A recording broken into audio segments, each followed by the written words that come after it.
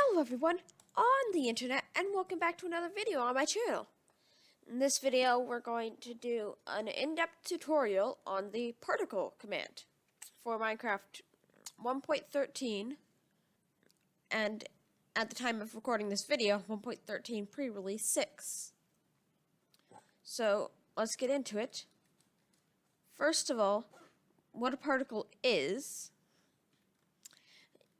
basically anything that's not a block or entity.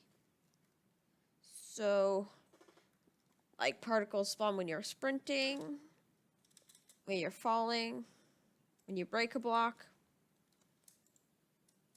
The particles also spawn with things like torches and redstone torches. The flame is a particle on the torch, and the little red dust particles are from the redstone torch.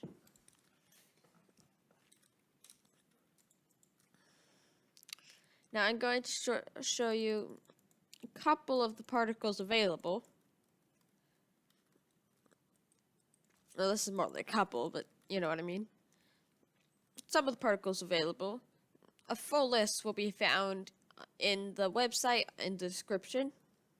It will take you to an article in the Minecraft wiki about all the particles. But let's start with the first one, which is Ambient Entity Effect.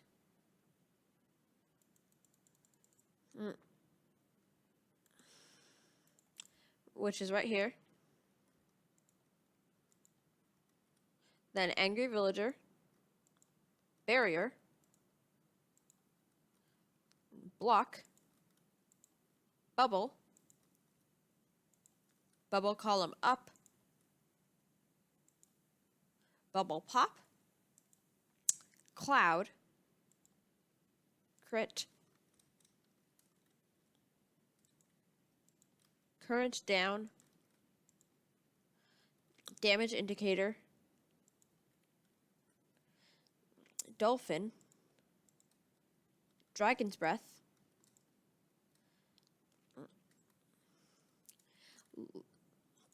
Dripping Lava, Dripping Water, Dust.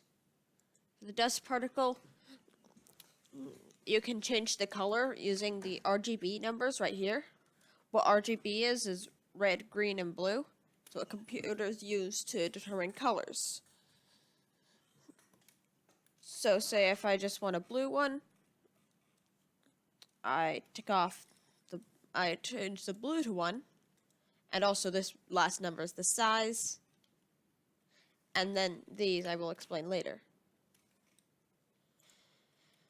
So if I want a blue one, I'll change that number to 1, or if I want a green one, that number to 1, or two numbers will mix them, so yellow, white. All three numbers are white. Aqua.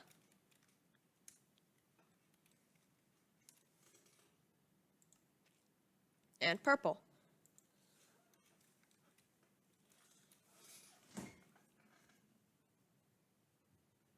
So, and all 0 is black. So, then it is effect, then Elder Guardian, then enchant, enchanted hit, end rod,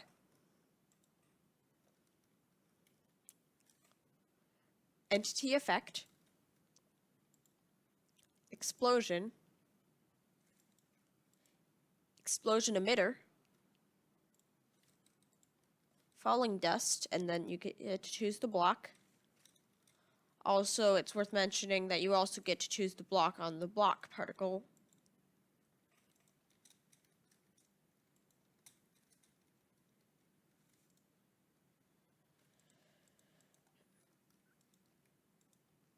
firework,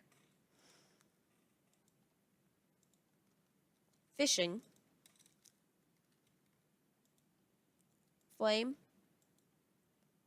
happy villager, and heart. Again, the full list will be in the description. Now let's move on to how to use the command. So, first up, we got the normal command.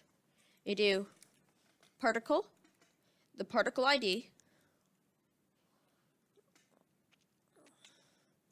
and then the coordinates of the particle, so what coordinates you want it to appear at, and then this other set of numbers it will get to later. Right now, keeping them at 0, basically this is the range that you want to put the particle in. And then next is the speed, and then the count, the amount of particles, and then this can be force or normal. Force forces you to see the particle no matter what, and then normal respects if you have particles on or off. If I change this to normal, you see it still spawns the particle. However, if I turn particles off, you will see that it no longer spawns the particle. Well, indeed it does. However, I am no longer able to see it because it respects if I have particles off. Force does the opposite, forcing me to see it no matter what. Okay, let me turn particles back on, like so. So, next one up is the speed. Now, with the speed of 0.1, the particles will actually move.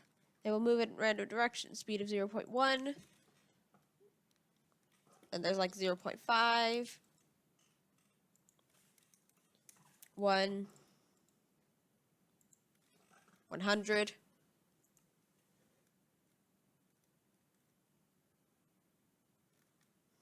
just way too fast, you can't even see it.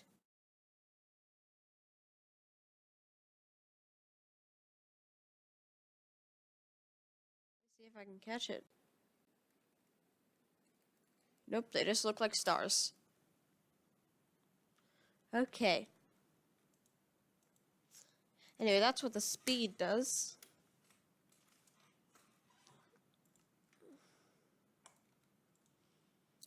Then, as I noted before, these are the radius, or range. However, this is not a 1 by 1 by 1 cube.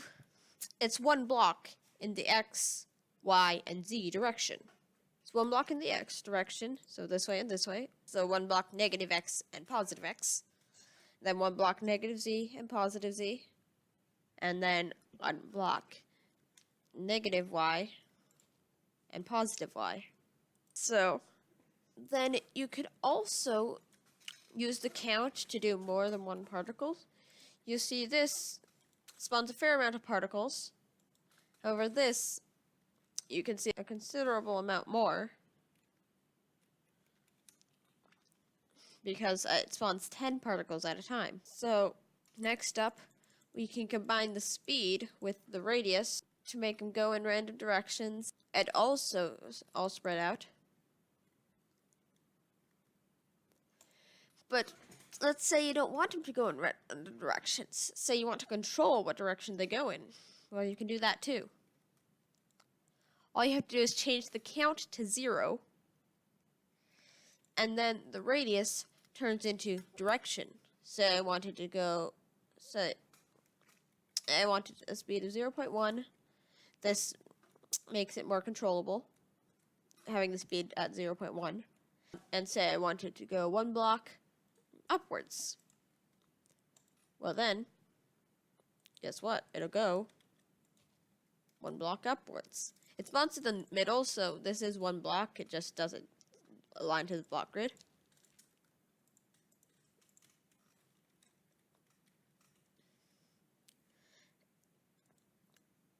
And why it's more controllable is because say I have a speed of 1, it will no longer go one block because it's going faster. And we'll go all the way up here. But say I don't want it to go up, I can make it go in the positive x direction, negative x direction,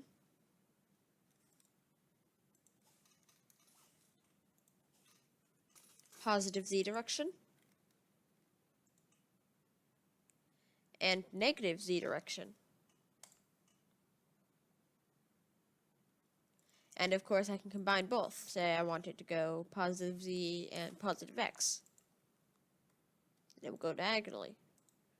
If I want to do it 2 blocks positive x and 1 block positive z, then it will go like that.